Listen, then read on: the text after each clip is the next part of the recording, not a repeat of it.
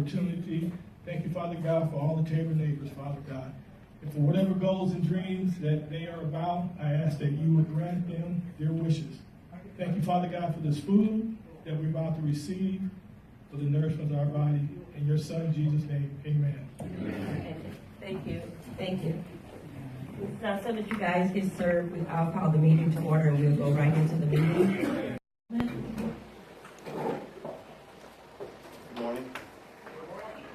I just have a few announcements. On October the 6th, the Office of Labor Standards in Seattle Chamber is having an informational workshop on new labor regulations. It's going to happen at Seattle Goodwill headquarters from 2 to 4. This is a time where business owners can come, understand the new regulations, and how that's going to affect their business. On October 17th, the Business Development Committee is having a meeting at Famous Dave's in South Center from 6 to 7:30. We will be discussing the upcoming workshop with Vulcan, business opportunities in the private sector, and then we'll also have a special guest from a large consulting firm to go over marketing strategies that can help increase business opportunities. Lastly, on November the 1st, AGC is having the North Puget Sound Small Business Summit. This is a time to come, network, and be match-made with some of the larger primes in order to do business.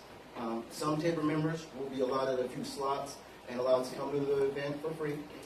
And if you want more information about that event, please let me know at the end of the meeting. Thanks. I keep forgetting every presentation, Sarah, are there any questions or input from the members? Henry, Public Affairs.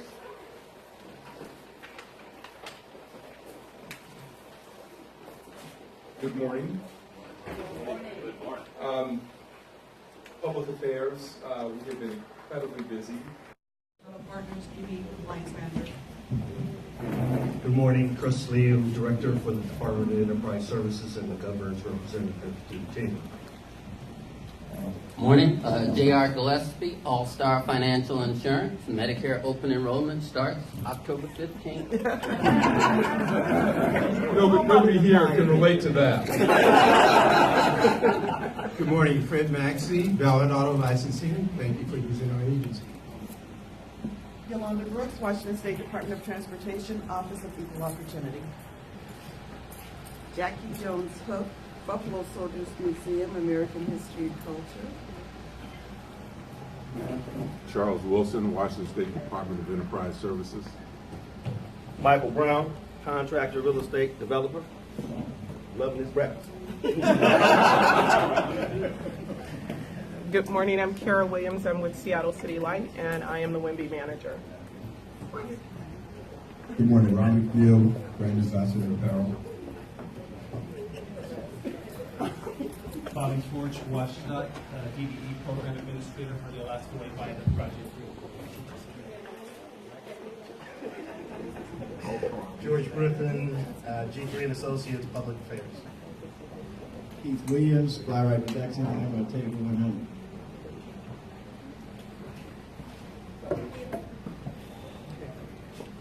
Donna Yates, part of the community.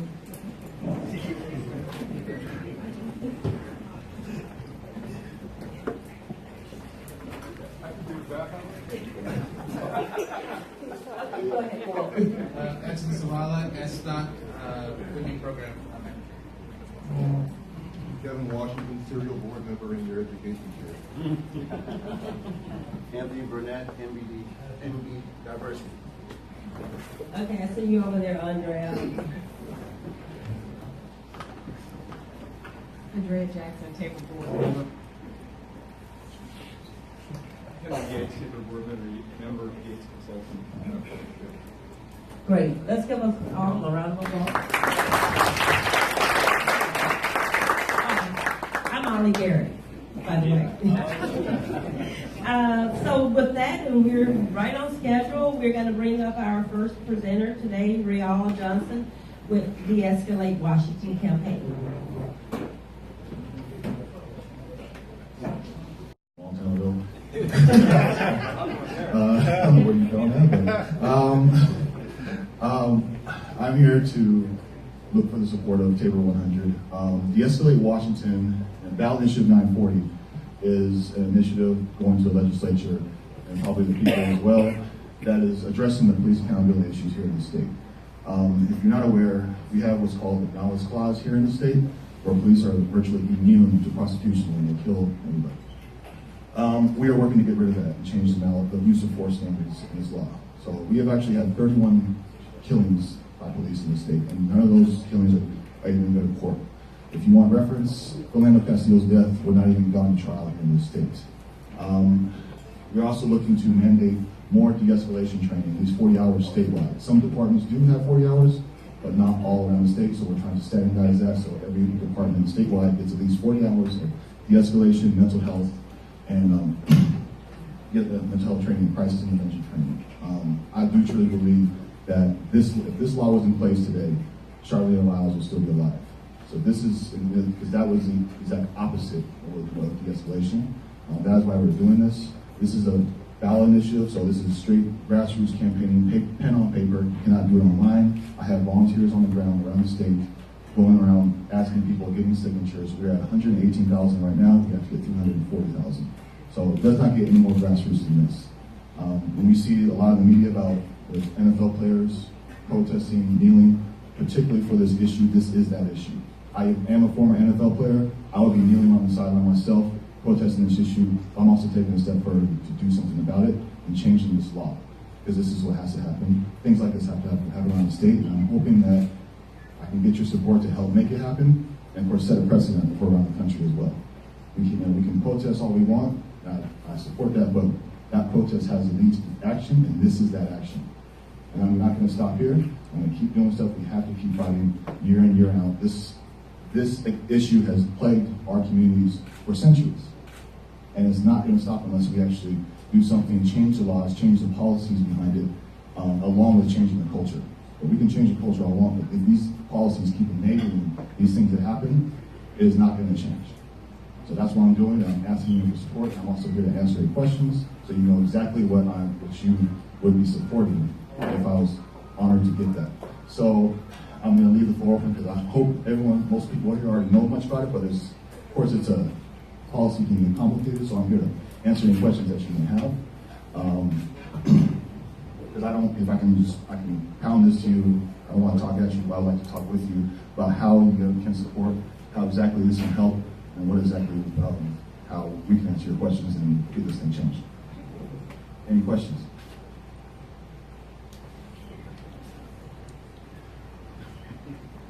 Mr. Johnson? Yes. I'm not sure you mentioned it, but the campaign to remove malice from the statute has been going on for a number of years. Would you give me a sense of the sort of growing support from the law enforcement community that you have seen over the past 3 or 4 years? Yes. I think, number one, this law was actually first proposed, or a version of this law. We tried to get rid of the malice clause back in 2010 when John T. Williams was shot in the back within 9 seconds of the officer getting out of his car. 4 seconds of him calling out to him before he shot him in the back. So we've been trying, that officer's shooting was ruled unjustified, but they could not prosecute him because of the malice clause. So we've been working to get rid of the malice and the good faith clause, which gives virtual immunity to police officers. So that's been going on for 7 years. Every year we've been putting that in the legislature and never gets voted on, never passes committee. So we decided to take it to the people. This is why we're doing this. Law enforcement has been showing support, growing support. We are polling at 74% statewide, 89% around the Democrats, 69% on the Republicans. Sheriff John Urquhart has endorsed this law, along with his opponent as well. So I think police officers are coming around the fact that there's something that has to change, because we've been asking them to make changes, and of course, that just never happens. So we are going to make that change, and we hope they can come along with us. So law enforcement has shown that they are willing to make some changes, but of course, it's going to be on us to actually do it. So, yeah, and I guess over the recent years, basically that's just because the technology's evolved. We've been talking about this for centuries, but now we can catch it on film. So that hasn't really changed. We have to change it. Now we have the evidence and proof and will, and I need the resources as well to keep changing this. So why do the police object? What does law enforcement say we won't do? We haven't got much objection to this particularly. Seattle police Police Officers Guild has chosen not to oppose this, so they're not objecting to anything. Other unions have probably voiced some concerns, like the Fraternal Order of Police has said that this is not going to change anything, or this is a lot of just any pushback we get is that they already do training. But obviously, look at the results; it's not enough. So some departments do, especially as police or sheriffs that have 40 hours of training, they say they don't need to change. It's not going to change much what they do if they're already doing it. But there are cities and departments statewide that only have 8 hours training. Also, they get first aid training, but they're not required to use it. This law makes them required to use first aid when they shoot somebody. I'm listening on the news this morning about, I guess it's Michael Bennett, or is it which Bennett is? Michael Bennett. But after their investigation, they just released that they say excessive force wasn't used and that the police were within their rights. What do you think of that? With the Michael Bennett case in Vegas? Well, that was on the news this morning when I was driving in. That's very typical. I haven't heard it yet, but that's, of course they're going to say they're always within their rights. These 31 killings this year so far, they're all within their rights. So those policies need to change. I've had guns pointed in my face before with police too. They were within their rights because I was a suspect. So, even though, you do everything in your life regardless, it doesn't matter sometimes, that you're still perceived as a threat. That or I just have a lot of broken taillights in my life. Specifically, what help are you asking for? I don't know the details of what particularly I'm looking for. Though. Right now, we are at 118,000 signatures. We are fundraisers right now. Those signatures cost money. I have to support my volunteers. I have to support my staff. So I'm definitely hoping for a financial contribution from Tabor 100. To give you a sense of what, you're a bunch of individuals. Our largest individual donor is $10,000. Our largest group donor is from the Riall tribe of $125,000. The Muckle Street tribe is at $75,000.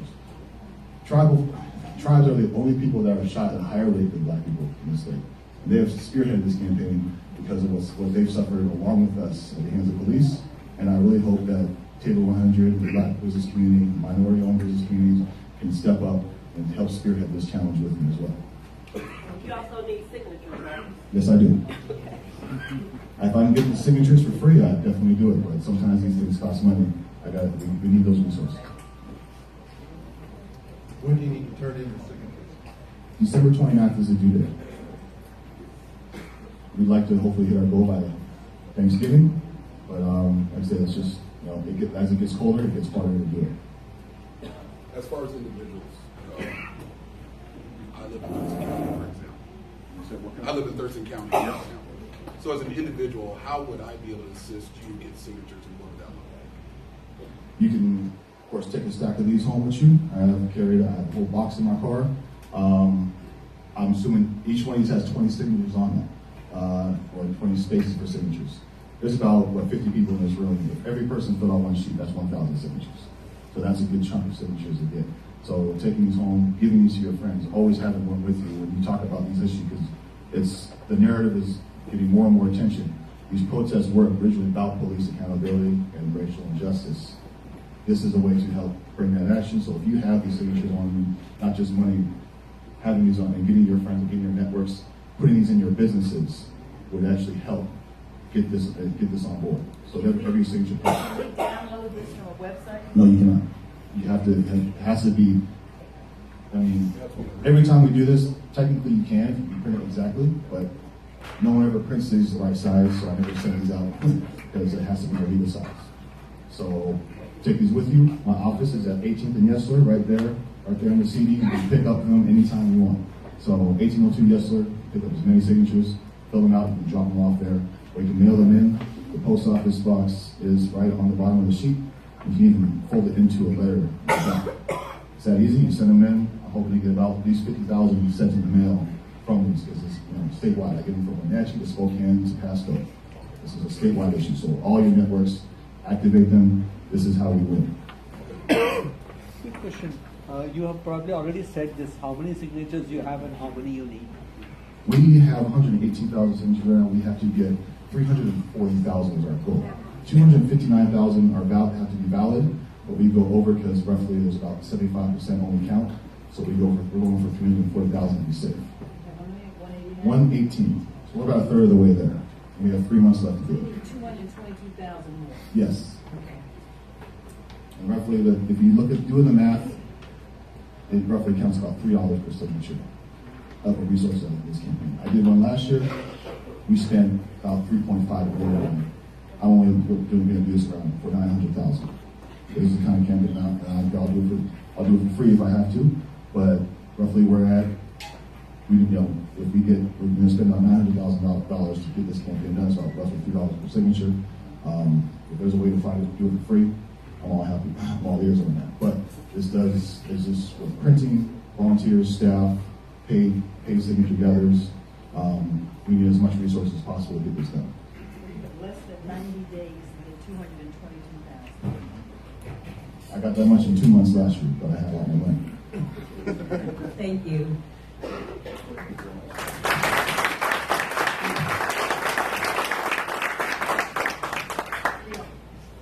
So Luis is going to come up, and Lance was supposed to be here today, but I think he got called away on a flight, and to talk about a little bit, and I don't know, Lance briefly will talk about some things that's going on at the airport, and then introduce the new concession manager. Thank you.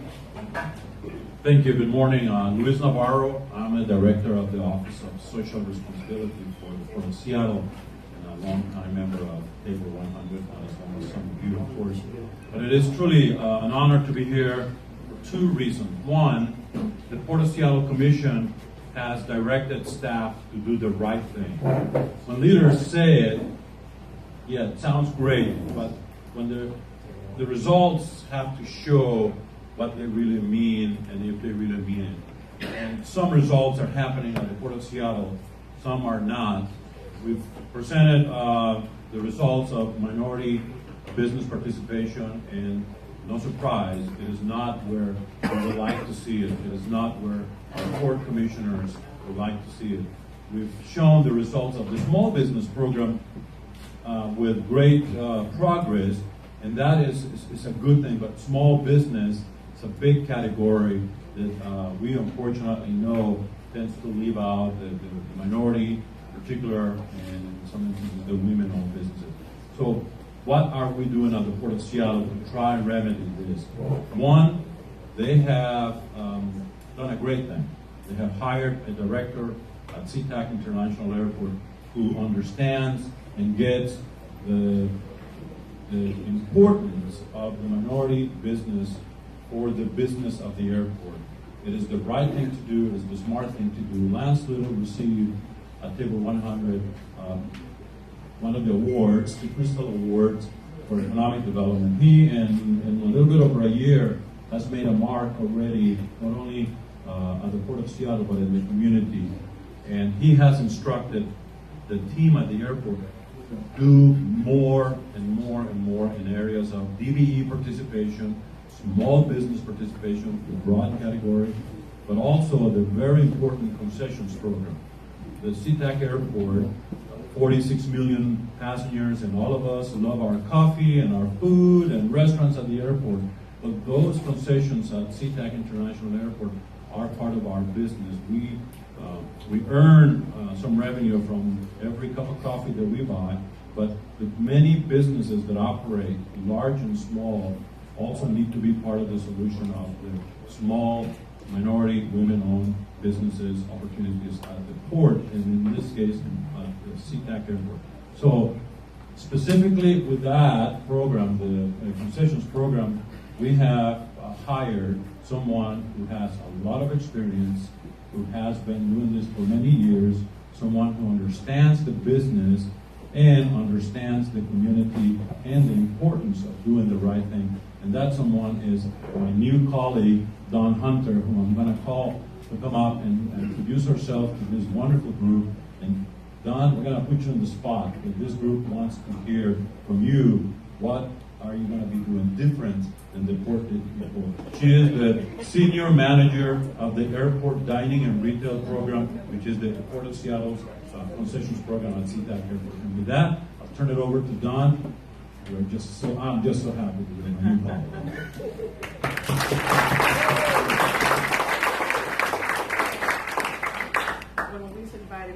God told me I had to speak.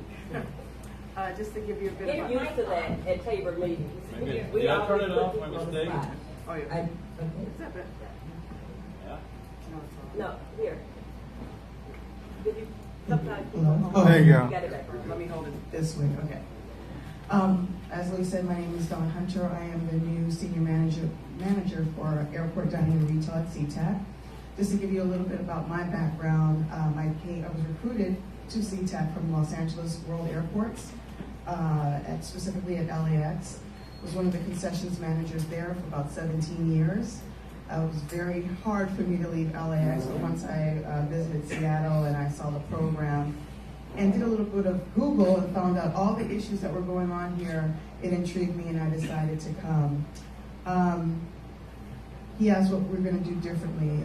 Lance has given me the charge to look at our program, look at our practices, and make sure that these practices are fair, that everyone has an opportunity, and that we create opportunities for everyone to be able to participate.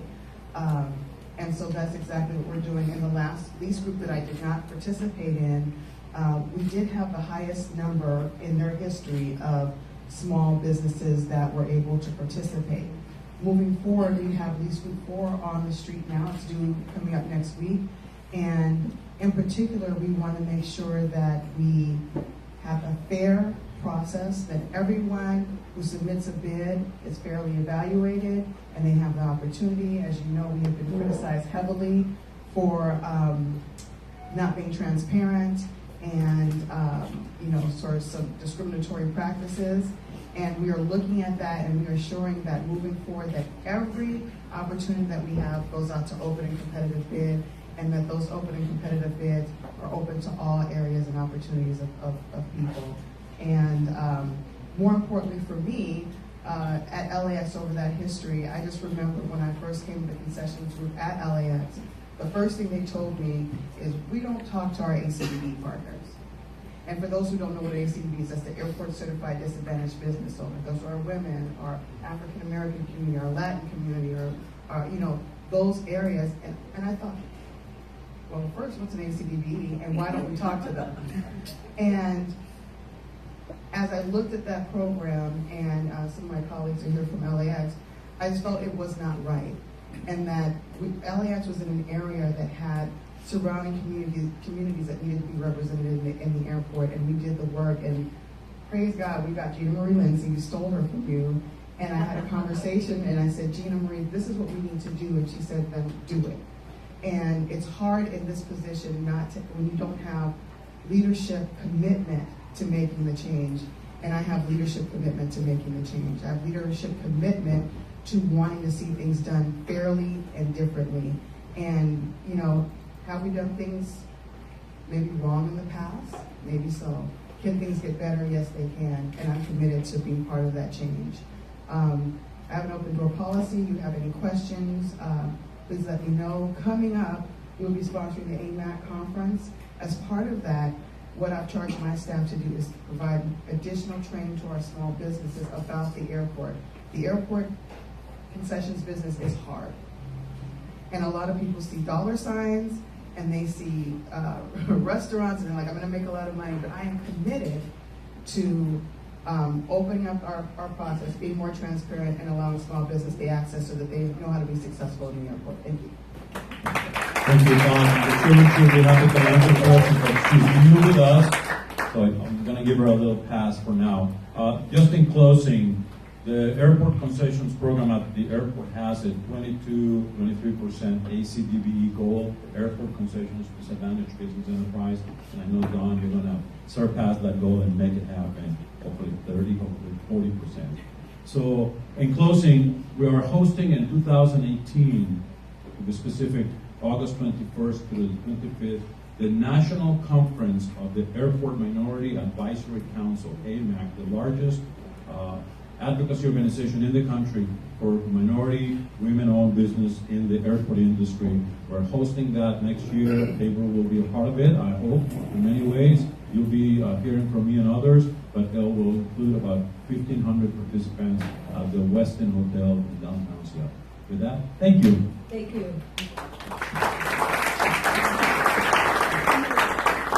Okay, next, Roger Millar, Secretary of Transportation with WSDOT. Thank you, Ollie. Great to be here this morning. I was looking back at the calendar, and 2 years ago next week, I started at WSDOT. So it's interesting the change that happens. I tell people I'm in it for the job security myself, but one of the things I've studied philosophers and ministers and like. There's a guy named Theodore Parker who influenced Abraham Lincoln and Dr. King, who said that the arc of the moral universe is long, but it bends towards justice. And it doesn't bend towards justice on its own. It bends towards justice because of people like Ollie and organizations like yours. So thank you for what you do. I wanted to talk a little bit about what we're doing in our disadvantaged business program and our recent disparity study in the context of that. When I got to WSDOT and we were looking at what was happening with our federal program and what was happening with our state program, there were significant problems. And I looked at, in particular, the I-200 issue, and I asked the question, does I-200 say that I can't take actions that show favoritism or discriminate, or does it say I can't have outcomes? And working with Chris Liu, my partner at DBS and the Governor's Business Diversity Subcabinet, we proposed back in January of 2016 mandatory DBE goals on our state contracts. As a proposal, we sent that out to get advice. I got what I like to think of as lots of free legal advice from the contracting community and the minority community and others. And we worked on this notion that what I-200 could be interpreted to say is that it's about outcomes that show discrimination. And working with the Attorney General's office, I think the Attorney General, Mr. Ferguson, made a bold statement with his legal opinion that it's about outcomes. It's not about outputs. And so what we have to have is evidence that the results of our program are either favoritism or discrimination in order to take actions to right those wrongs. So we put together what we call the roadmap. In February of last year, we hired Earl Key as the director of our Office of Equal Opportunity, and since then we've doubled the size of that organization. We've put people like Mr. Serda out in the community. They're out in the region all over the state, not just in our headquarters building. And we've made civil rights an issue for everybody who works at the Washington State DOT. We hired Collette Holt and Associates, the preeminent firm that does disparity study work, about a year ago. We spent a lot of money on this because we wanted a complete look, we wanted an accurate look, we wanted a legally defensible look at our program, and we looked at both our state program and our federally funded program, because our federally funded program is exempt from I-200. It's interesting how when money is involved, those things go out the window. But the federally funded program is exempt from I-200. Our state funded program is supposed to be compliant with I-200. And again, back to this outcomes versus actions thing, we needed evidence. We needed something that would stand up in court, because we're eventually going to wind up back at the 9th. It's almost a guaranteed thing. The disparity study was completed in September, and it's out right now for people to review. And what's important is what the data shows, and then what's probably more important is what we're going to do with the data. What's in the data is good and bad and ugly. When you look at our utilization of disadvantaged businesses in our federal program, we don't look at specific ethnic groups. We look at disadvantaged businesses, and those disadvantaged businesses are owned by African Americans, Hispanic Americans, Native Americans, Asian Pacific Americans, women, white women. And when you look at our overall program, we're at about 93% utilization of the available disadvantaged business firms. That's pretty good news. On our federal program, and if you look at the availability of people to do the work, 93% of them are getting work in our program. Now, the bad is when you look at those groups and you parse them out by ethnicity. The Native American community, because there's a lot of tribally owned businesses, they're actually getting more than 100% based on their availability. Asian Pacific are in the high 90s. Hispanic in the 94%. The women-owned businesses are about in the high 80s. The African American community, 22%. That's bad. Now the ugly, and Ollie, you were looking for evidence of I-200's effect. We're at 93% utilization on our federal program. We're at 33% utilization on our state program, where the effect of I-200 happens. That's a 60-point spread in participation by disadvantaged businesses. So now we have the data. And what we're doing with that data is, I've been the liaison to the Civil Rights Committee of a group called the Western Association of State Highway and Transportation Officials. It's all the DOTs west of the Mississippi. And we were at a meeting 2 months ago up in Juneau with FHWA, and we pushed really hard to say, when we have this kind of evidence, we need to drill down below the disadvantaged label and look at what can we do for specific ethnic groups where we have evidence of disparity.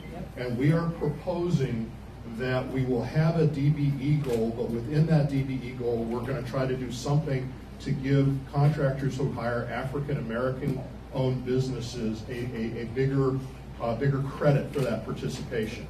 I don't know exactly what that's going to be. I don't know that the feds will let us do it, but I'm going to do everything I can to put that into our program going forward.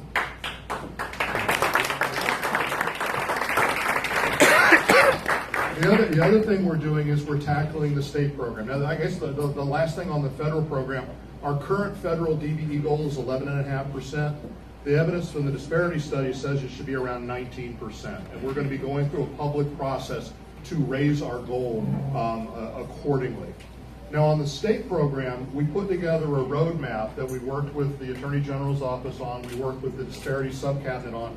It's a roadmap for WSDOT. It's actually been adopted by the state as a roadmap for every other state agency in terms of how we implement goals in the face of the language that's in our state law now because of I-200.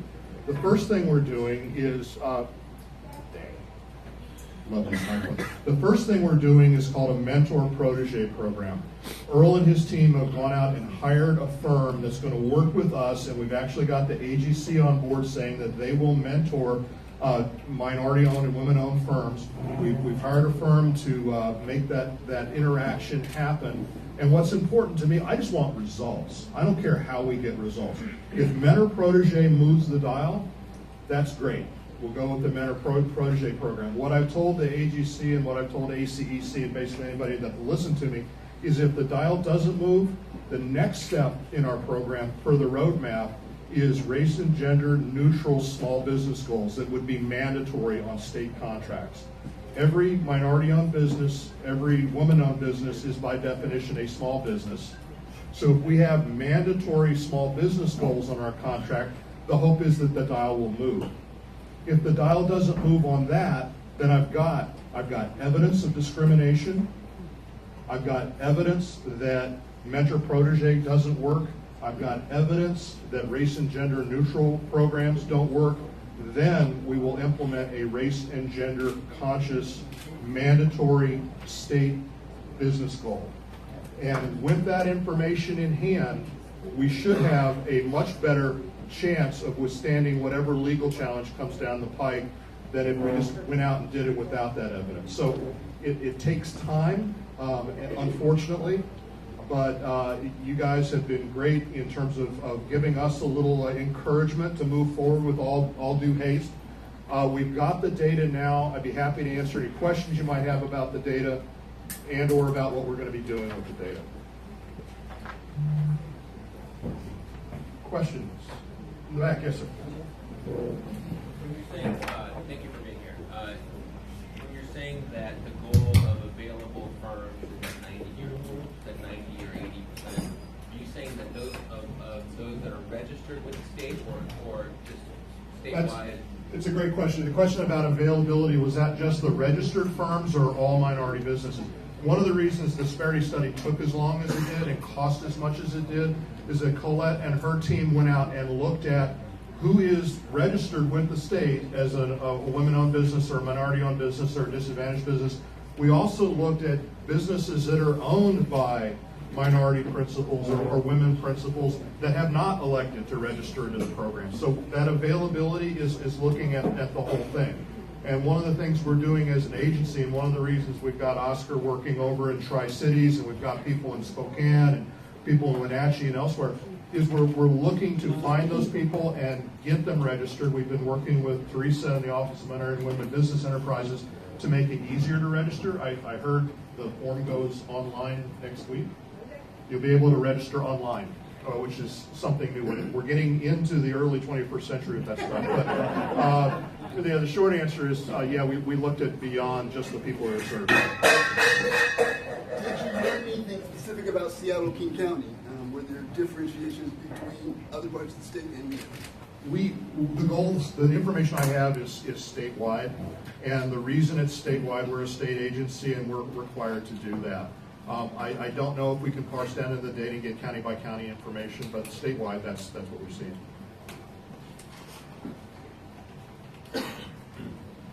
Yes, sir.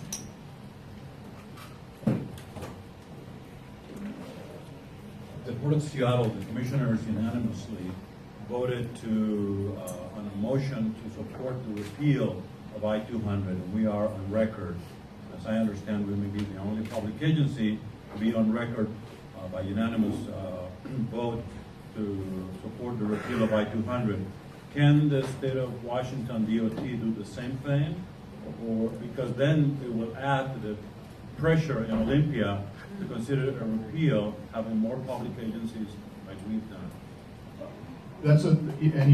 Luis, you made a really important point that the board of the Port of Seattle made that motion. I have a board too. They're called the state legislature. So the state legislature has to take that action.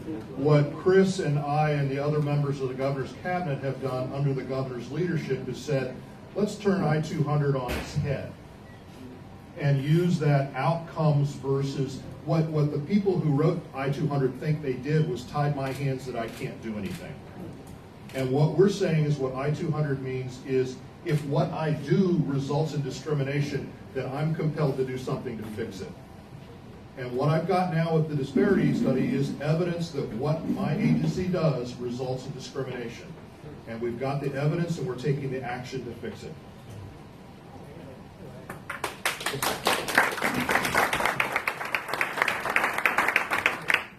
Thank you for being here, Roger. We appreciate what you're trying to accomplish. Looking at this data, when you're looking at trying to find out who the people are that are available to various groups, does that include African American groups? And are you also just not looking at somebody who's registered with an organization? Are you also going out and finding other people other than those that maybe signed up with the state or something like that? The consultant team is that? Yeah, Colette's team looked again, as I said before, we went beyond who's just registered. We had over 200 stakeholder meetings out in the community. We asked groups like Tabor for their mailing list so that we could reach out. It was an extensive effort to reach out to people. There were organizations that chose not to participate, and that's their right. But we asked the question, and we asked the question, and we asked the question. Is the data perfect? Nothing's ever perfect. But is it better than anything we've ever had before? Yes, I believe so. All right, quick follow-up. Yeah. I was just concerned about within the confines of what you feel you can legally do right now. Are you just speculating on going out and asking, say, a white contractor, to what extent they're making an effort to hire minority subcontractors or people in the minority business, people in business that are minorities, such as title clerks, you know. But so I think that's relevant within the confines of what we're doing right, the legal confines of what we're doing right now. How far are you pushing that? Because I think that's one way of doing it without going through a lot of studies and things of that nature. If they know they're going to be judged on not only the number of minorities that are available, but what efforts are they making to employ other people? In terms of efforts that I've made since I came on board, I've stood in front of the Washington Asphalt Paving Association at their annual meeting, and I've stood up in front of the Association of General Contractors, and I've stood up in front of the American Consulting Engineers Council, and I've said, we're keeping track of you. If you can achieve what you say you want to achieve through the aspirational goals that are in effect now, show me the results. We just recently bought this B2G Now software that allows us to actually track participation better than we ever have before. Show me results. If the dial moves under mentor protege, that's great. What the AGC did is and Dave DeHaan there is on our side on this. He said, we will get the big contractors to mentor minority firms, including African-American firms. And we're starting to do that work. And we're tracking what that means in terms of participation.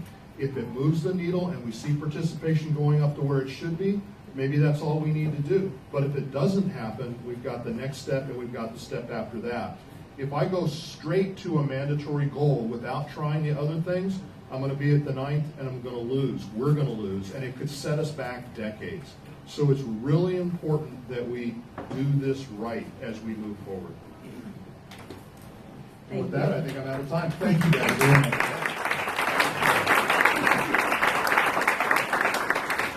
Now we're going to bring up Seattle City Attorney candidate Scott Lindsay.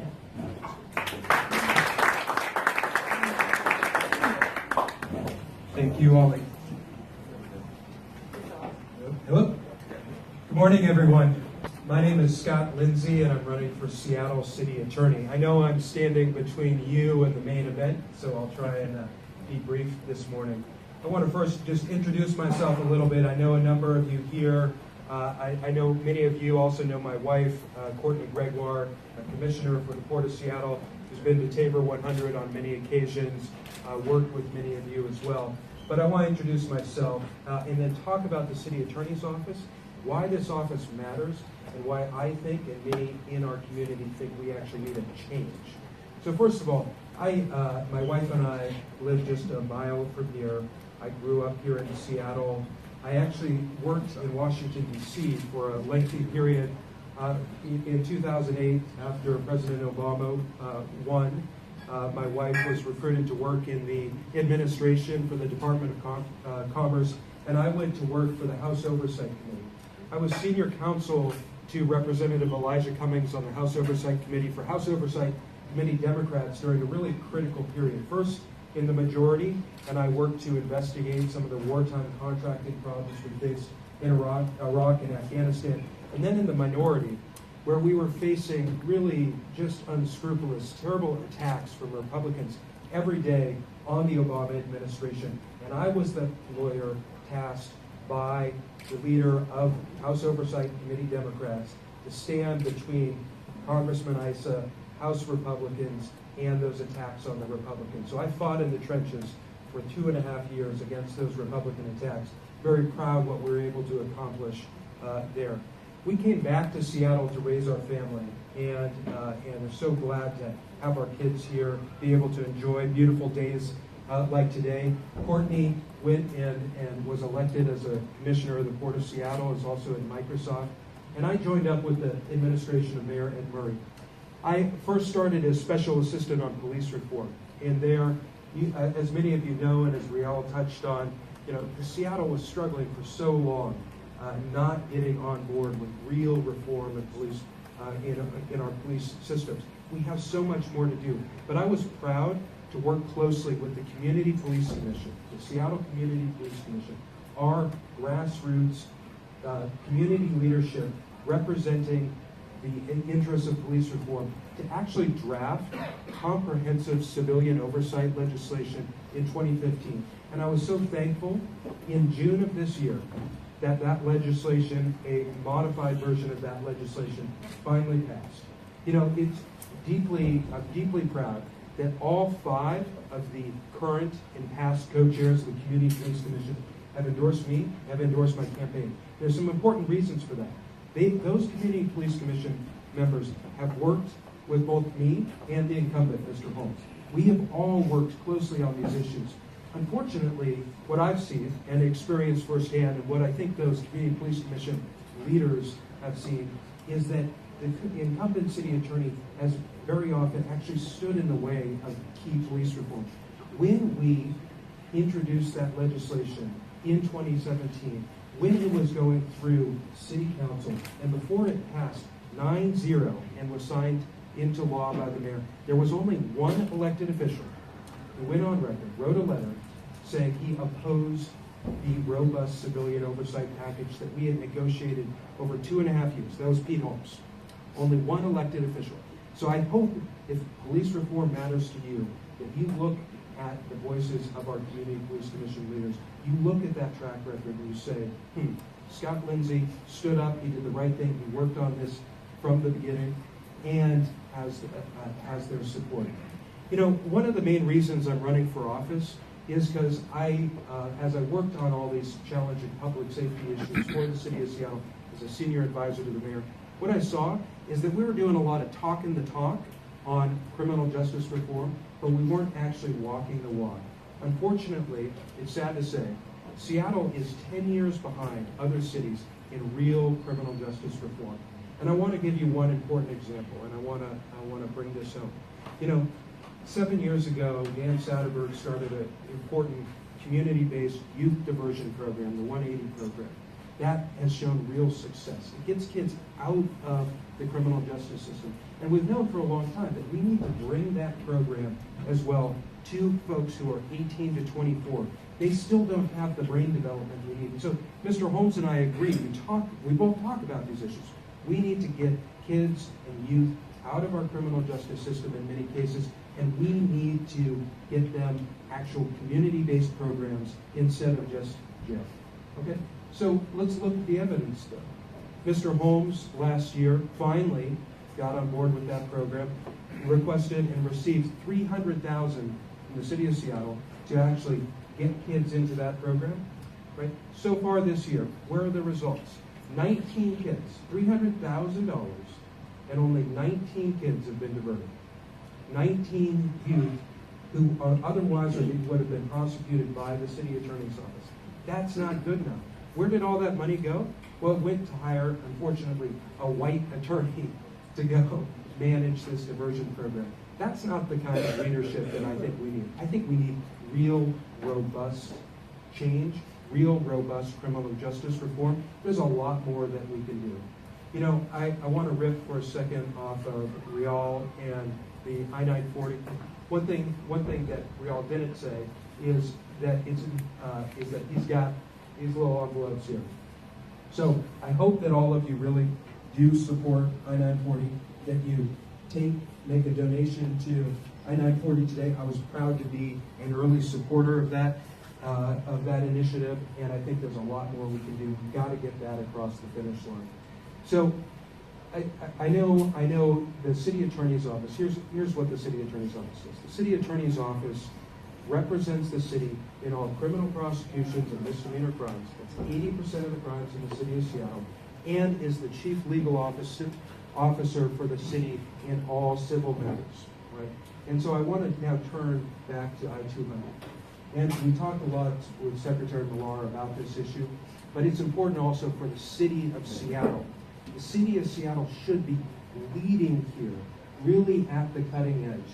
And I, while I support certainly the efforts of Tabor 100 to get I-200 repealed through the state legislature, I also know that it's going to take some real strong legal challenges here. And I hope, as your next city attorney, to be the guy who represents the city to really push that edge. Say, no, this is discrimination, as Secretary Millar said, and we need to fight. So, again, I'm Scott Lindsay. I'm running for Seattle City Attorney. I'm very proud to have the endorsement of the Seattle Times. Very proud to have the endorsement of all 5 of the current and past co-chairs of the Community Police Commission, to have the endorsement of CASE, the Chamber political arm, the Chamber Business political arm, the Associated General Contractors, and many others, many community leaders throughout this great city. Thank you much for your time, and let's turn it over to the main event. Thank you all.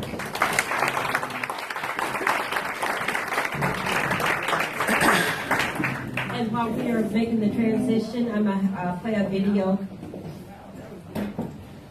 Bring up Essex Porter to introduce our mayor candidates. Good morning, everyone. Welcome to the Central Area Senior Center. welcome to my neighborhood. Yeah. This is actually very close for me. You see those $1 million houses across the street? I don't live in them. But there's an alley behind them, and that's where I live. We are very pleased to have our mayoral candidates here this morning. They have an incredibly busy schedule, as you might know. They probably are in forums like this averaging 3 to 4 times a week. Sometimes it's more than that. It is day and night. They have been all over the city and introducing themselves and introducing their plans. This will be, sort of maybe more of a semi-formal debate. I'll tell our candidates. I'm going to ask you to take 90 seconds to introduce yourselves.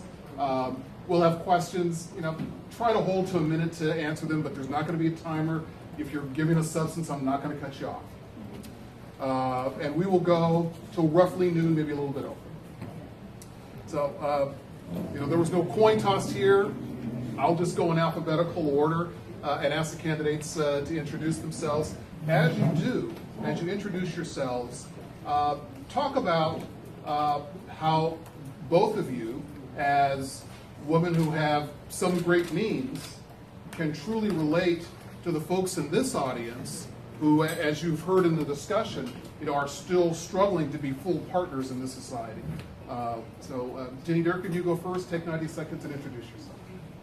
Thank you so much. Thank you for having me here. Thanks to the Tabor board. I see many friends in the audience. So you want me to stand up? Yeah. Thank you. It's a pleasure to be here, and thank you, Essex, for moderating this debate. There couldn't be a more important time to be talking about Tabor 100. And the report we got from WSDOT this morning, I think, is a very optimistic report and good news.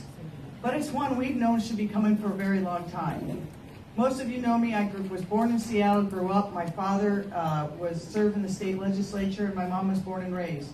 Seattle's becoming almost unrecognizable. It's a city people can't afford to live in. People are being displaced quickly, particularly in the south neighborhoods. And a key to that clearly is economic empowerment. Tabor exists for a lot of reasons, to promote entrepreneurs, to promote excellence in education, to report diversity for all. But if you look at what is happening in the city in this time, it is clear that we have taken the wrong message and been too timid in the face of I-200. I was in the trenches when that law was being passed and worked against it, fought against it. I don't know if any of you saw it, but there was recently an op-ed in the newspaper by Ron Sims, Gary Locke, and Norm Rice, who were supporting my campaign.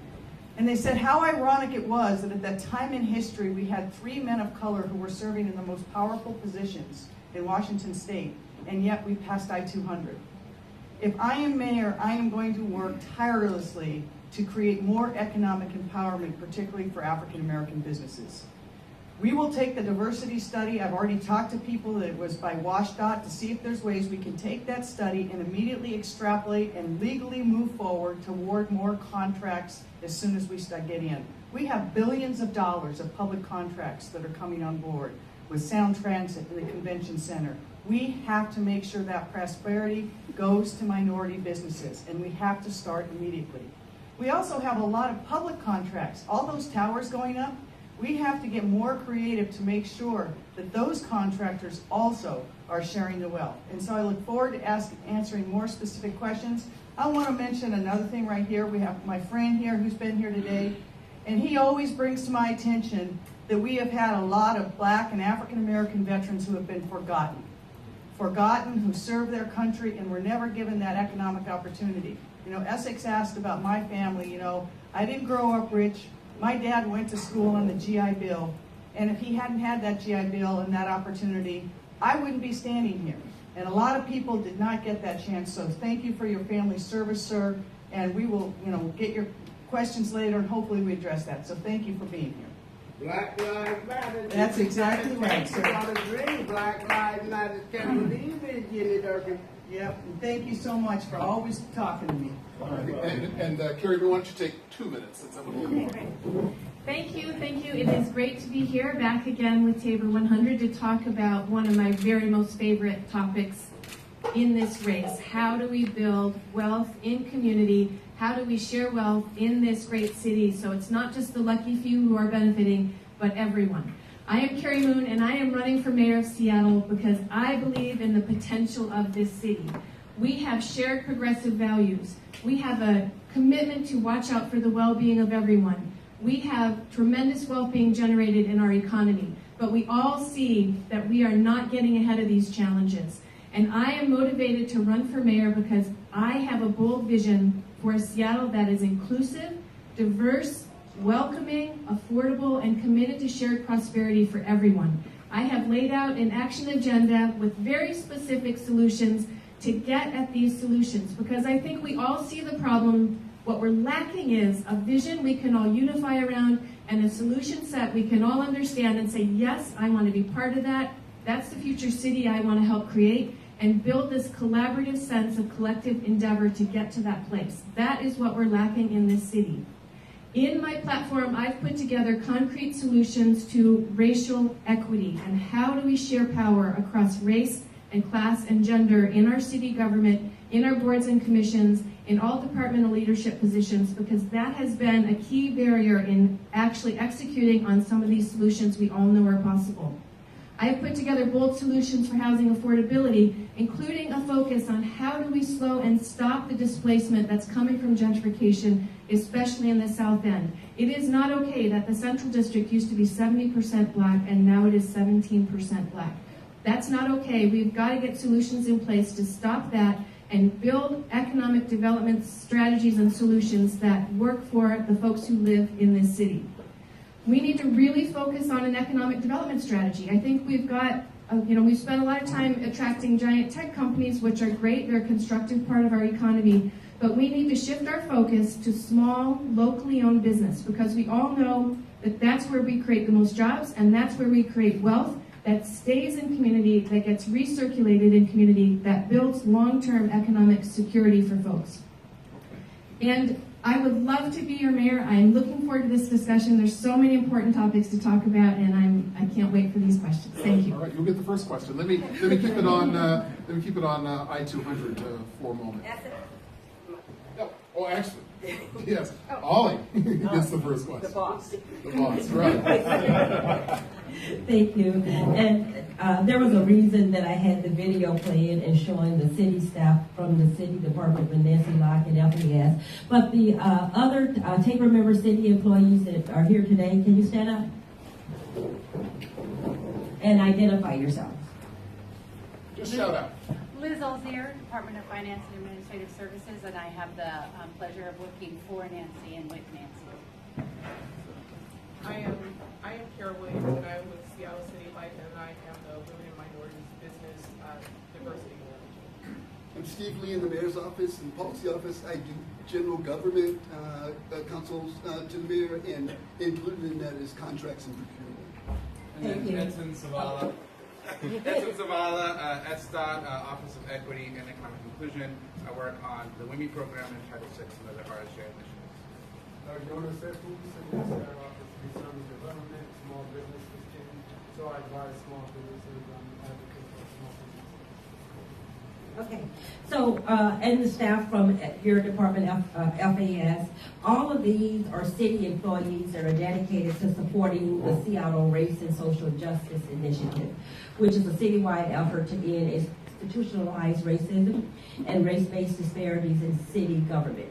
They are all part of Tabor, work with us in the community, come to our meetings, on our committees, and participate in helping trying to reach those goals.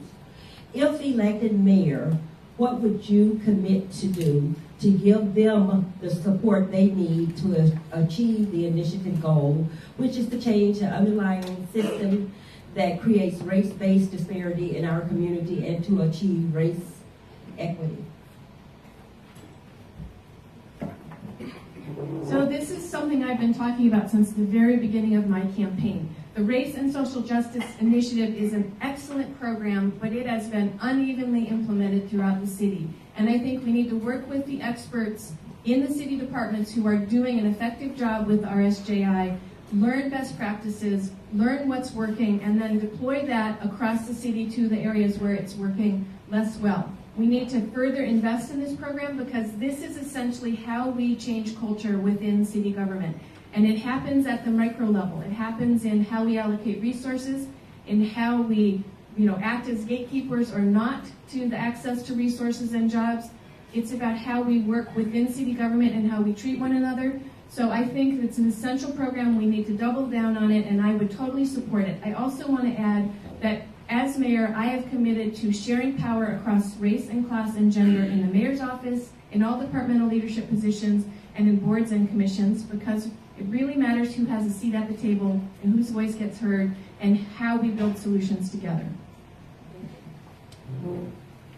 Thank you for that excellent question, Holly. As many of you, I will not only commit to giving the resources, we have to do more than that.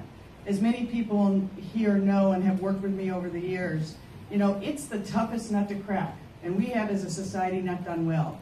I started out as a criminal defense lawyer and looking for criminal justice reforms.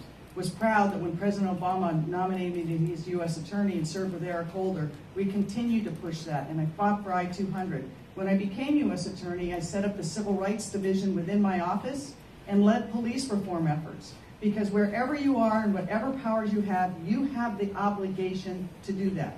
And so as mayor, Ollie, it would not just be supporting who are people are there. I have committed there will be someone in the mayor's office whose job it is to make sure it happens. Not someone who is buried down 1 or 2 or 3 places in any of the entities.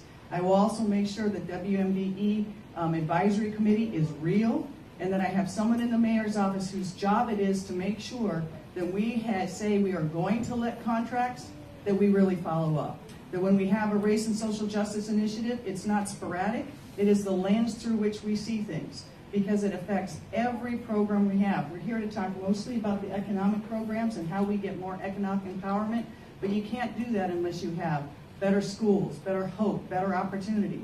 And in every one of those levels, if I'm mayor, I will be pushing the envelope every day to make sure that we have better social justice in every part of the city. It's been the fight of my life, it'll continue to be the fight, and I'd be proud to be your mayor to do that. If elected mayor, would you commit to personally meeting with them and hearing from them firsthand the challenges that they are having internal inside of the city? Yes or no? On tape. Yes, and from the people who are having the problems on the outside because government isn't doing what it promised. That's who I want to listen to. Cary? Absolutely, yes. I think we need to build solutions together. We need to listen to the folks who are most impacted. We need to learn from them and build solutions together. Thank you. I've heard a discussion of I-200, but I'm not clear on if you want to repeal it. If elected mayor, will you go to Olympia and ask them and work with them and fight with them to repeal I-200? Absolutely. I think we've all learned that we have lost progress since I-200 was implemented. We all need to work together to make sure it gets repealed. It is the single most important tool to achieving economic empowerment and equity. But in the meantime, I will continue to do everything we can via direct outreach, via all the workarounds that we've identified through the port and through what the city's already doing to keep working on getting folks into these contracts in every way we can until we get it repealed. Absolutely. I've said, I think from the beginning of this campaign, that I'm opposed to I-200. I would work to repeal it. It's the equivalent of economic redlining. We need to get off the books. But I'm not going to wait till then. I think we have been too timid in the face of I-200, and that there's a lot we can do today and should do today. I was really happy to see the study that WSDOT has done. I want to get that study extrapolated as quickly as possible, and I think there's ways to do it without doing a new disparity study, because I want to speed the process up. If we can't do it, then we'll do the disparity study and make sure that we have that at the city level as well. But we will repeal it, but we cannot wait for that litigation to wind its way through the courts. We need action soon. Thank you. Oh, stay standing because the next We question do is this Steve. knee bend exercise. Seattle's economy is booming. The city boasts more construction cranes than any city in the nation. But unfortunately on those jobs, there are few minority workers, few minority subcontractors. Will you support incentives to help African Americans and other minorities gain access to this sector of economic development, and how will you do that? Absolutely. We have to incentivize the private sector to do this well, and I think we can also do it through a couple of different things. Number one, we need to do a better job in our schools of getting kids trained up in the trades. We just have to do it. And that's one reason I have proposed expanding apprenticeship programs, and am happy that, for example, in Rainier Beach, they reopened shop, but institutionalize it so kids coming out of schools have the opportunities today for those jobs. And if you fill that pipeline, you will get it. The second part of that is you start today until that is filled, is you find different ways to have incentives. And I think there's a variety of ways you're going to have to look at it. It may be, as we learned with WSDOT, that you can add a credit to someone who's going to be doing that. It may be that we can have like a HOLA-like approach. If you show that you are hiring businesses that are disadvantaged, and particularly African Americans from certain zip codes in Seattle, we're going to give you to front of the line, or we'll give you another floor, or we'll give you another incentive. I think we've got to be really creative to say, let's partner together and make sure we get it done every way we can. So absolutely, yes, this is where the rubber hits the road. I think, one thing I've learned from all the many studies, like this one and many others that we've done, we know what to do. It's a matter of resources. So I would absolutely make sure that we partner with the Seattle Jobs Initiative to make sure they're doing outreach to communities of color. We've got to get full funding to the SVI because they're doing this good work. They need more outreach. They need more to be able to attract more kids and help them get the education they need. We need to fund the Urban League to do the Career Bridge program. It's a great program. They know what they're doing. It's effective, but they need resources to make it happen. And I think we really do need to work with trade unions and the Port of Seattle. Trade unions have great apprenticeship programs. We have to help them do better outreach to African American communities and make sure they are building a pipeline and building a pathway for communities of color to get into these great programs and these great jobs, because union wage jobs build lasting wealth in families. If you have the security of a union wage job, it can go tremendously far in achieving economic security and lasting livelihood for families. And finally, I just want to focus, that we need to do a lot more equity in education. In the K through 12 program, we need to really focus on all the solutions we know help disadvantaged kids and African American kids and low-income kids get the support they need through school to survive and thrive when they come out of high school. And I think the Families in Education Levy is a really important program for this. We need to make sure we're partnering with advocacy organizations and communities of color and the Seattle Public Schools to make sure we're allocating those resources in the right way. Stay standing, because the next question will go to you.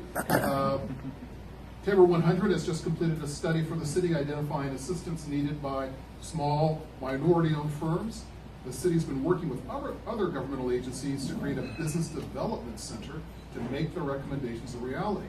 Are you willing to support the continuation and enhancement of this effort? What more would you do? So yes, I think, the more I study macroeconomics and what is happening with wealth inequality in our country, in our city, in our society, the more I understand that the city has to be a facilitator and has to take ownership of this. We write the rules of what the economy is. It's people who made this condition. It's people who need to unmake this condition and build a system that actually is generating prosperity for everybody. So absolutely the solutions are access to entrepreneurship for low-income communities. Municipal Wi-Fi, we have very uneven access to the internet, which is essential for even applying for a job and finishing school. So we have to look at municipal Wi-Fi. We have to focus our economic development department on small and local biz and community-based businesses, because that is where you create and generate wealth that stays in community.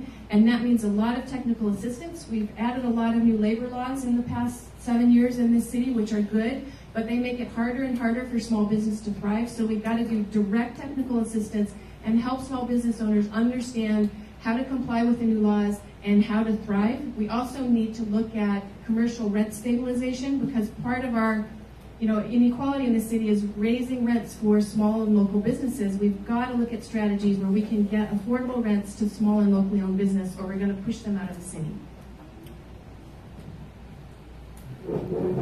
This is one of my passions, small business. One of the things I've been doing the whole campaign is walking different neighborhoods, and each of the neighborhoods trying to sit down with the small business owners and their employees and listen to them about what the real challenges are where they are. And that's why this week I rolled out a small business initiative. So yes, I would support the business center, but I think that's not enough. I think that the mayor has to be engaged and has to show that it's a real priority. So I said I would also have a small business advisory council and create one that would have not just small businesses from throughout the city, different kinds of businesses, and cross race and justice equity, but also make sure that one, the mayor listened to them, and that we would bring the city council in and we would vet those issues before they were rolled out so that the small business could give its voice and its advice and not only have a seat at the table, be deciding what the menu is for the table. So one, I would have that. Second, what I would do is make sure that there's someone in the mayor's office, again, whose job it is to be thinking about how are we protecting our small businesses.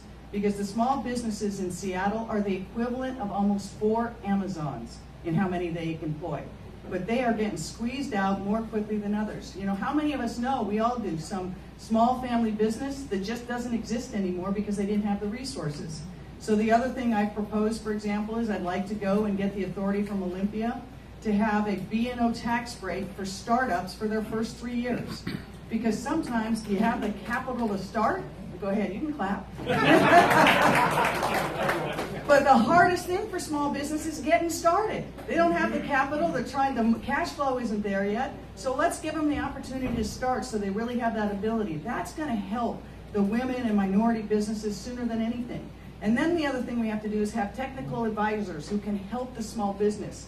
And then we make sure that if there's a cash flow problem, that maybe it's the prime that carries it and not the sub. You know, so you're not having to put out your cash, you don't have to pay people. So I think there's a whole range of things that we can do as a city to make sure that small businesses don't just thrive, they really are part of our economy, the most vibrant part of our economy. Oh, stay standing. The next question's for you. We can't get used to that. And you know, I'll remind everybody that you know, at the core of these questions are issues that folks from the Tabor 100 are truly interested in. You know, people look at South Lake Union, it looks fabulously prosperous. But what plans would you suggest for enhancing economic activity in South Seattle? That's a place that's a home to a significant number of minorities and simply hasn't benefited to the same extent as neighborhoods like South Lake Union. Essex, that's a great question. I don't know who wrote it, but that's really fantastic because you see that in the city that there just not has been the shared economic development in the South End. There's some great programs. You know, C does a great job of providing some of that gateway capital and keeping businesses going. But it's too small and focused. So there's a few things I think we need to do. Is one, there's some community-based programs. For example, you know, the innovation around having a creative food district, and teaching kids about that, and having one night be, you know, one community from the South and the other. But I think that's a little too small. You know, one of the things that I want to be able to do if I'm mayor is I want to leverage all those, you know, relationships that you get as a mayor. And I want to go to the private businesses in Seattle, whether it's Amazon or Boeing or Microsoft, and say, why are we building all our fulfillment centers in Kent or in Auburn? Why don't we have something in the South End? It's got to be, you know, located appropriately and not to destroy the company, but that hires right from that community so you know there's good jobs. We've got to be growing not just the small businesses, but the medium-sized businesses. The city has to be looking out not just 5 years, but 5 and 10 and 20 years and squinting our eyes and saying, what's that city we want? And we want as a city that every part of the city is prosperous.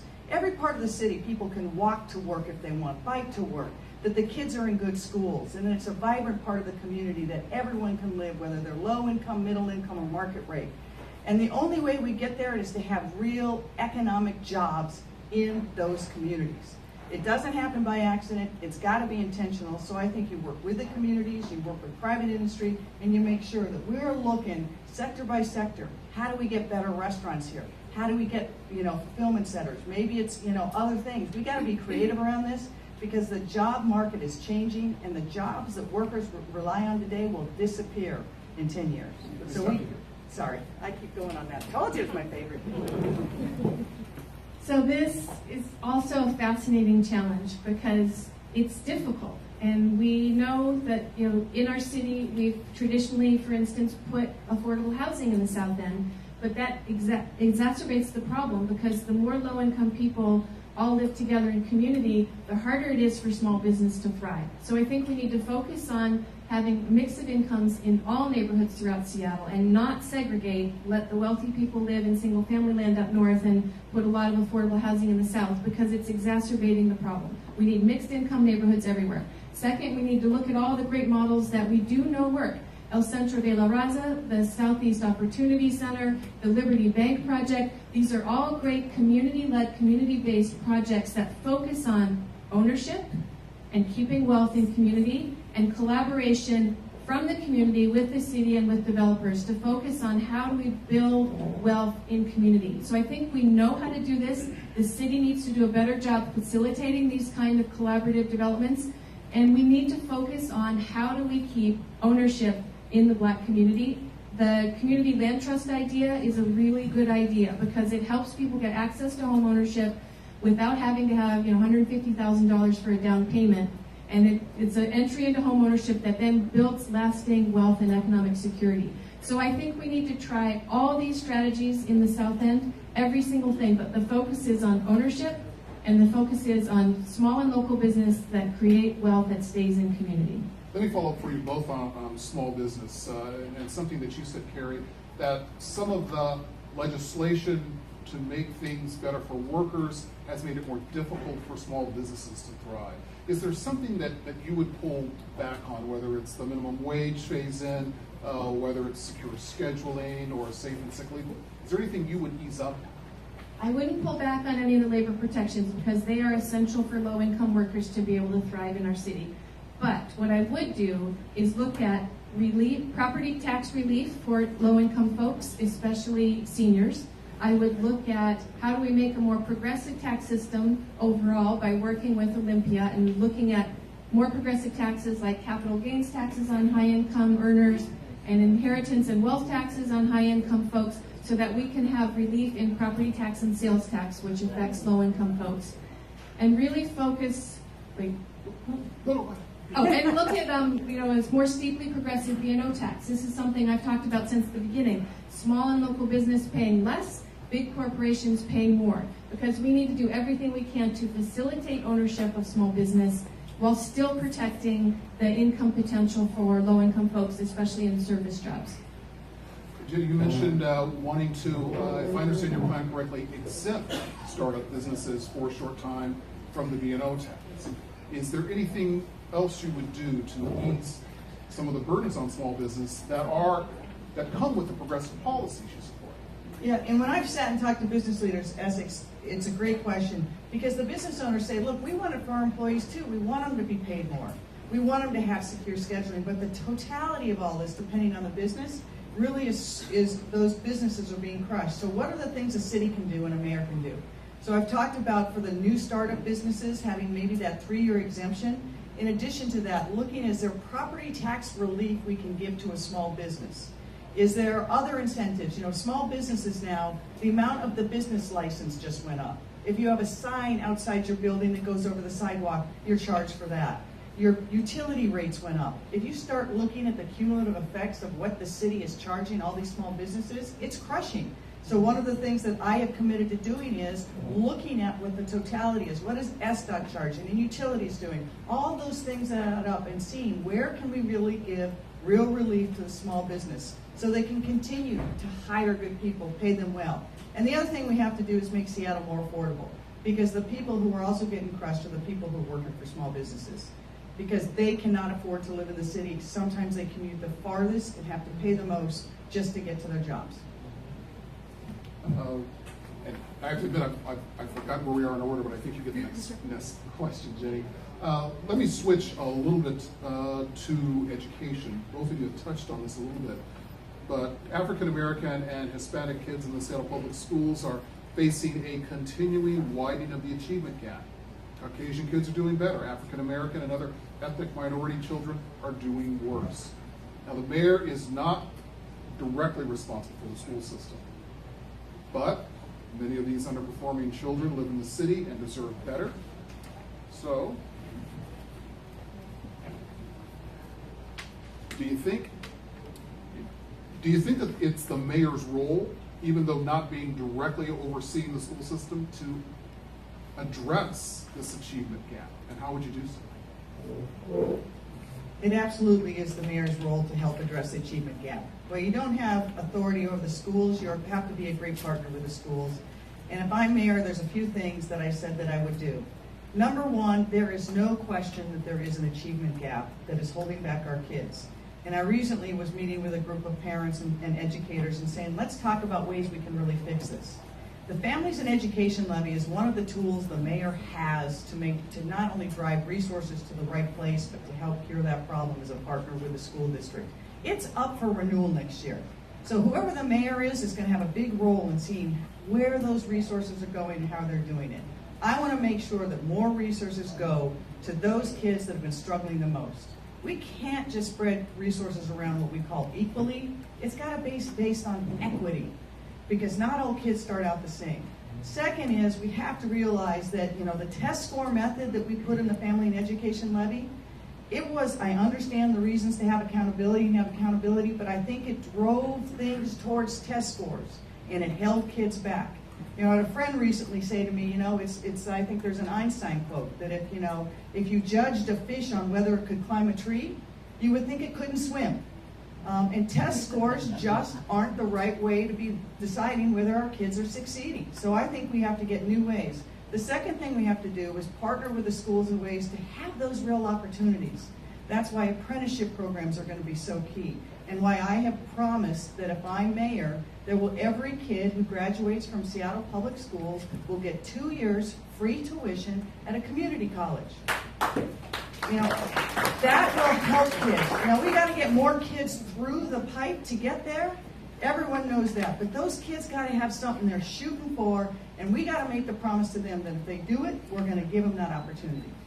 Cary? So absolutely, yes, it's the mayor's job to help, but we have to do it in partnership with the Seattle Public Schools, with the Medi advocacy groups, and with the teachers union, because the community groups and the teachers union and the school system and the principals, they know exactly where we need to invest money. They know what kids need the most support.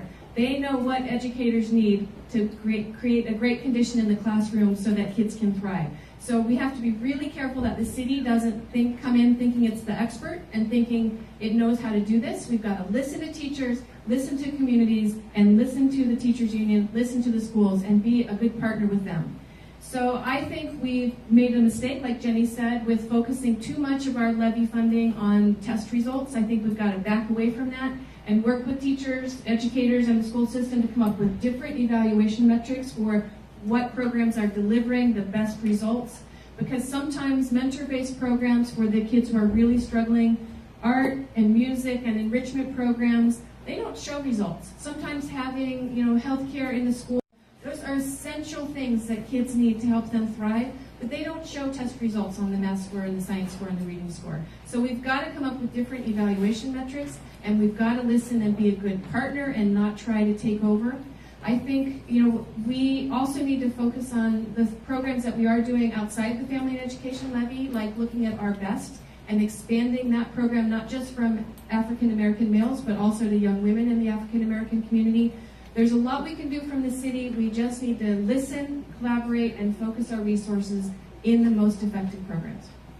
You just mentioned listening.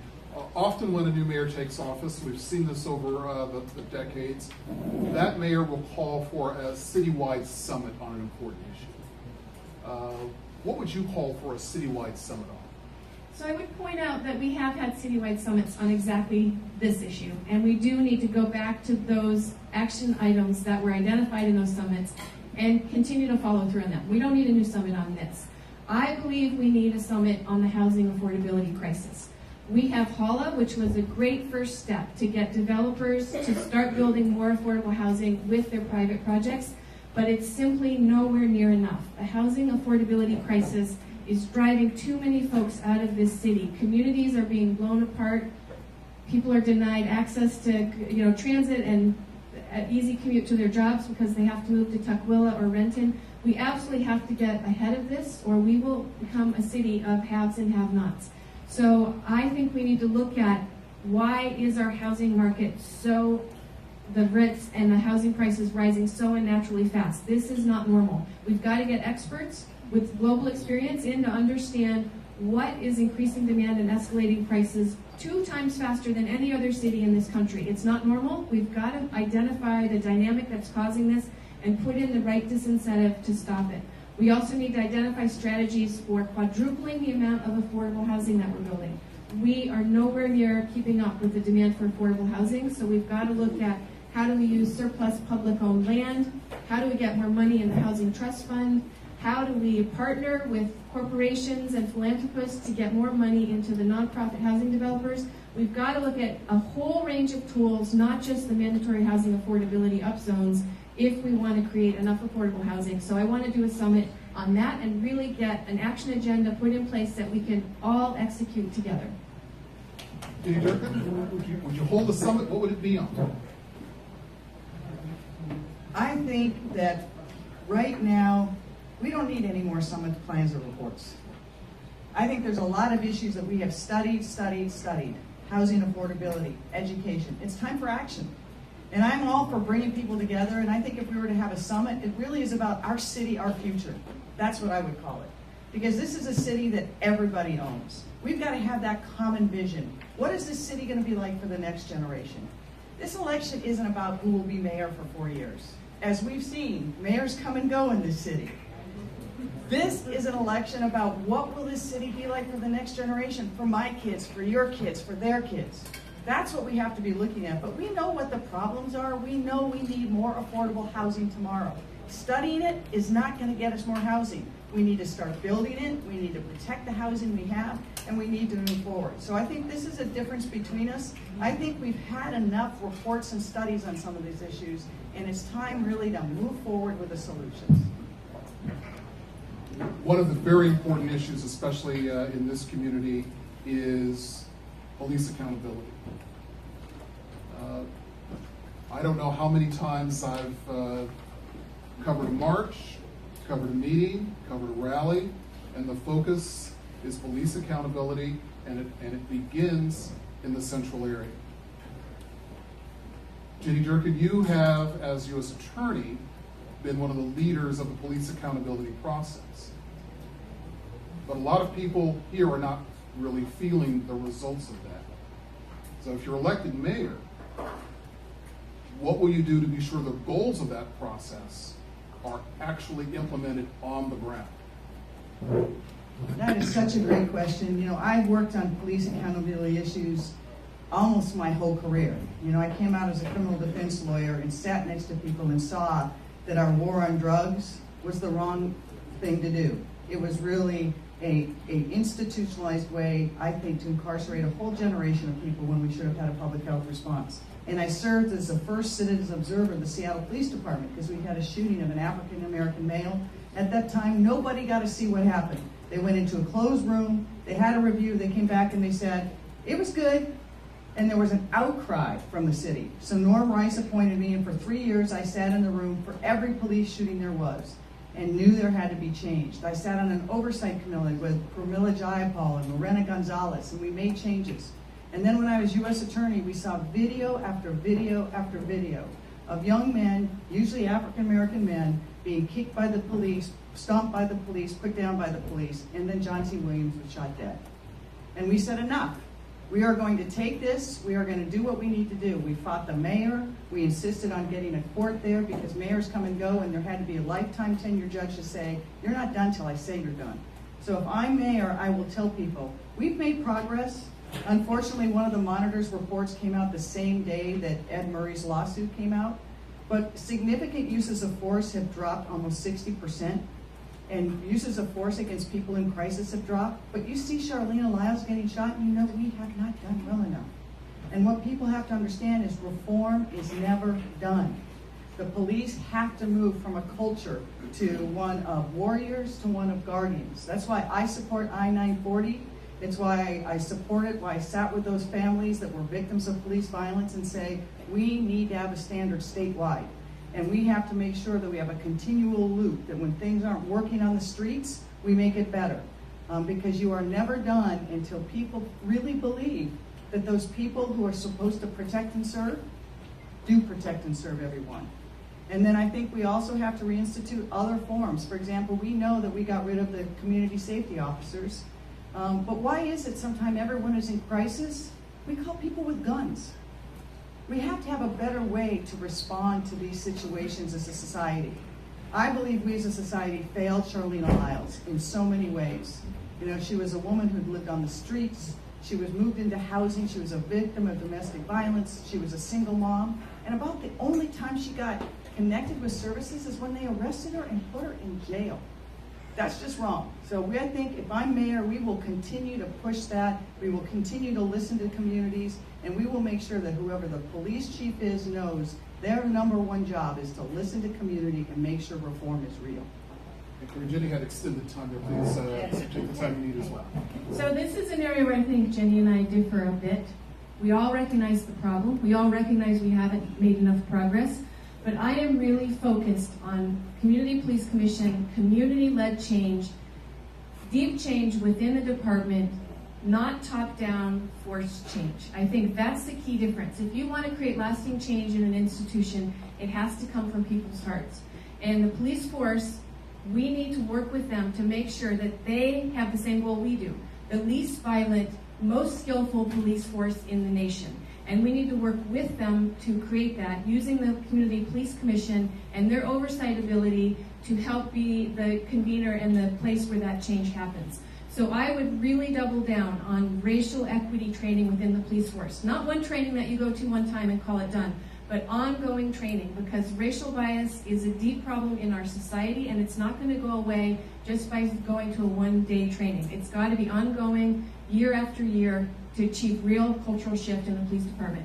We need to make sure we're hiring culturally competent officers from the community. We need to make sure that they are spending enough time in the community, building relationships, building trust, so they don't just show up when people are in crisis, but they have trusting relationships with folks in community. We've got to make sure we're giving them enough time to do the training they need. De-escalation, alternatives to use of force, helping people in crisis. Cops I've talked to have said, sure, that training's on our list. We never get time to go to it because we're overscheduled and we're always chasing 911 calls. We never have time to step back and rethink how we're actually operating as a police force.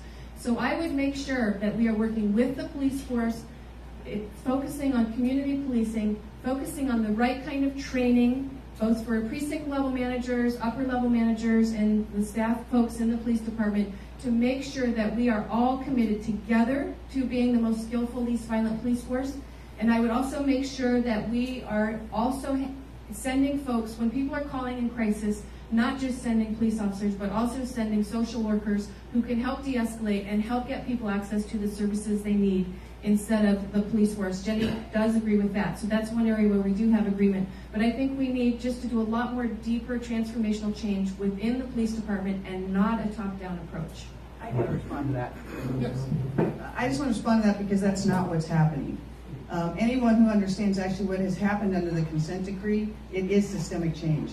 Every police officer, every line on up, it's not coming top down. They have to do it.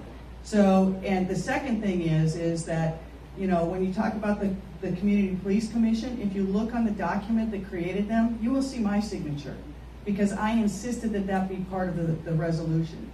If you look on the oversight and why there is bias policing and you look at what the public record was, it's because I insisted on it. The city fought very hard to not have that included in the consent decree, and I said no, we wouldn't do it. So I think that if you talk about police reform, I agree, we haven't come far enough. I think we need to do better. We always need to do better. But the change that is happening right now is being systemic because you cannot change people and how they act unless you get into the culture. And it takes years. It's not about microwaving, it's about slow cooking. Let me, hold on. The boss is standing, so I think it's time to conclude. But let me give you each really just a minute to wrap up. There are a lot of folks here who may not know you. There are a lot of folks in this community who they will talk about who may not know you. So what should people in this community know about you so that they can understand you will be a good mayor for them? Cary?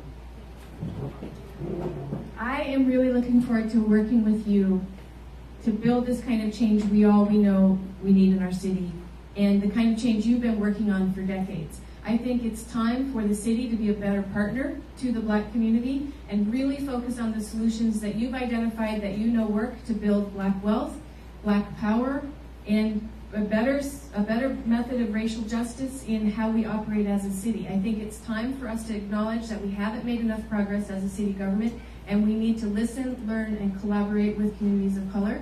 And as mayor, I am committed to being that change agent.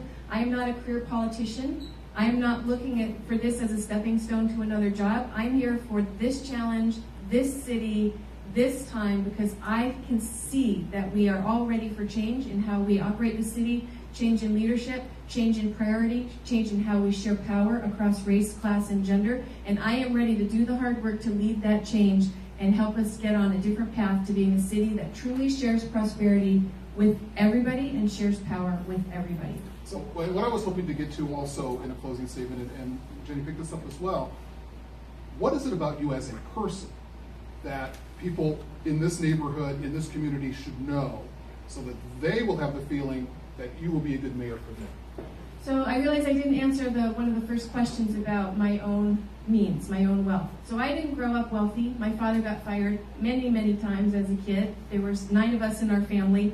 We moved a lot. We did not have much economic security, but we always had a house.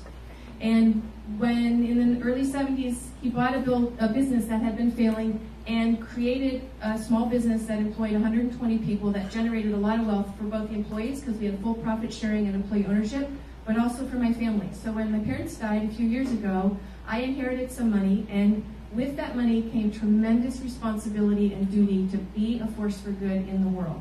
So I spent most of my 40s as a single mom, having panic attacks in the middle of the night about how I was going to make my mortgage payment and other bills. I didn't come from wealth. I understand the struggles of this city as deeply as a person, and I am committed as a person, as a parent of 2 teenagers and 2 stepkids in their 20s, to make sure we are a city that really stands for progressive values, that really stands for shared power and prosperity and well-being for everybody. And I am devoting my whole life to this. I want to be mayor. If I'm not mayor, I'm going to keep doing this work because this is who I am and this is the change that needs to happen.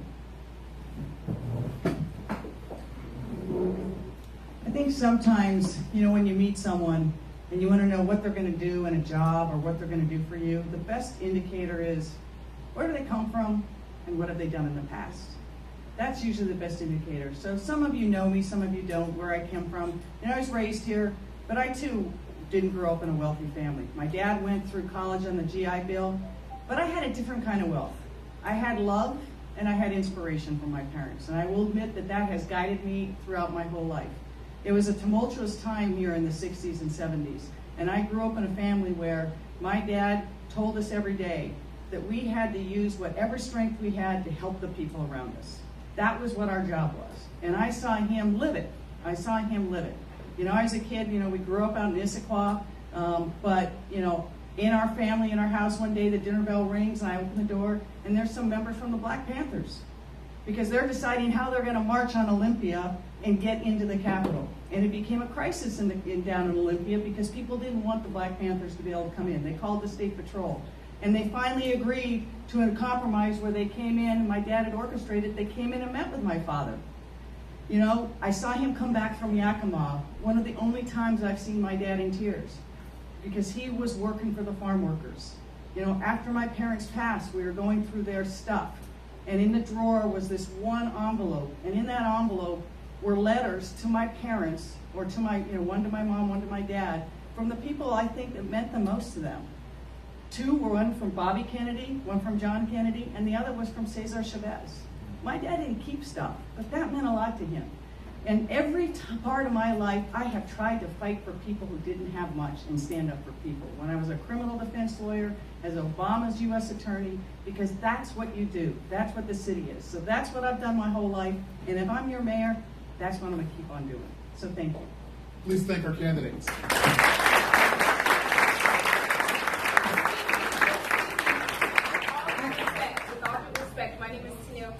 And I just have a quick question for you guys, because as a candidate and a community leader, it is is my duty to merge our influences to speak for the community.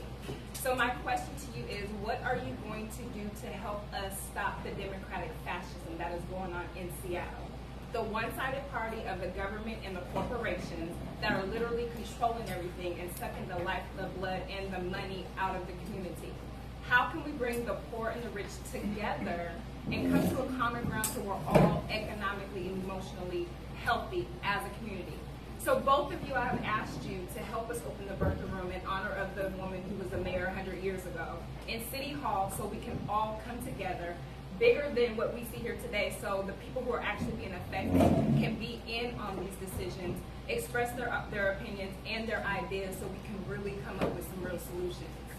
How can you help us open up the birthing room so it can be shown on the city channel once a week, so we really can service both communities, so that we can all come to a meeting ground and stop the And control for that's folks, suffocating. for folks that don't know what the birthing room is, there's a very large room on the first floor of City Hall that is named for the very first woman mayor of Seattle, Bertha Knight Landis. It's often used as a community room, and it seems that your question is, Yes. as mayor, you would like to see them at least have that open for the kind of discussion. Yes, because it holds okay, so people. we have to go, but let me ask Right, real and it quickly. can be shown, Let me ask real quickly. everyone's involved. Would you not have just any the objection one-sided party.